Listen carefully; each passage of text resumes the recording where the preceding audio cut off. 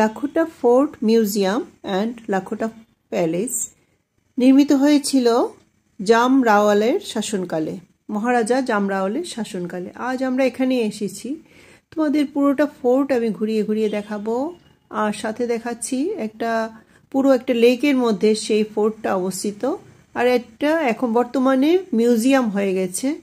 আর সেই মিউজিয়াম প্রতিদিন সকাল 10টা থেকে 2টো পর্যন্ত, দুপুর 2টো, আবার 2টো থেকে সন্ধ্যা 5:30 পর্যন্ত খোলা থাকে।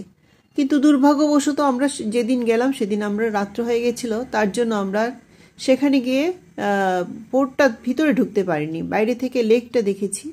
আর লেকের সৌন্দর্য অপূর্ব, দেখলে মানে মুগ্ধ হয়ে যায় মনটা। সন্ধ্যা হয়ে গিয়েছিল, আর সাথে সাথে সৌন্দর্য দেখে আমরা খুব মুগ্ধ হয়ে গেছিলাম, সবাই খুব উপভোগ করেছিলাম সেই পরিস্থিতিটাকে। 1800 শতকে এই ফোর্টটি নির্মিত হয়েছিল।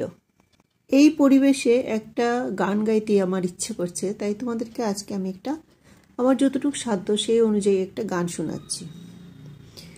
एक प्यार का नगमा है मौजो तेरा वानी है, जिंदगी और कुछ भी नहीं, तेरी मेरी कहानी है। एक प्यार का नगमा है मौजो तेरा